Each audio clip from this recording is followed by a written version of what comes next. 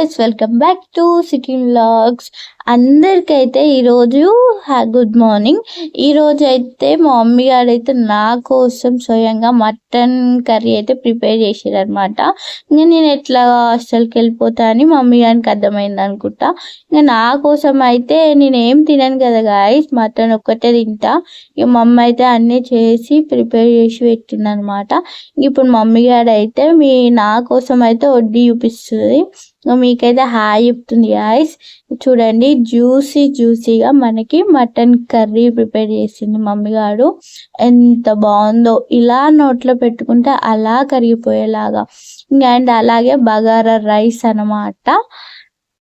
And అలాగే మన కోసం పెరుగు అండ్ లెమన్ అండ్ ఆనియన్స్ కూడా మంచి ఇంకనమాట.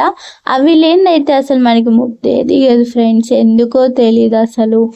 మనకి ఏదైనా నాన్ వెజ్ కర్రీలో కానీ ఆనియన్స్ అయితే పక్కా ఉండాల్సిందే.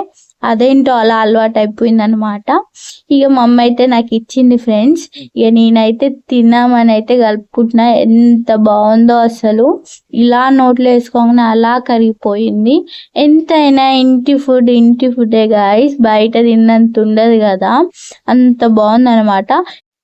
ఇంకేంది ఫ్రెండ్స్, ఇంకా గీయాలి ముచ్చట్లయితే గివే అనమాట. మళ్ళీ వీడియోలు మళ్ళీ కలుసుకుందాం. Bye bye.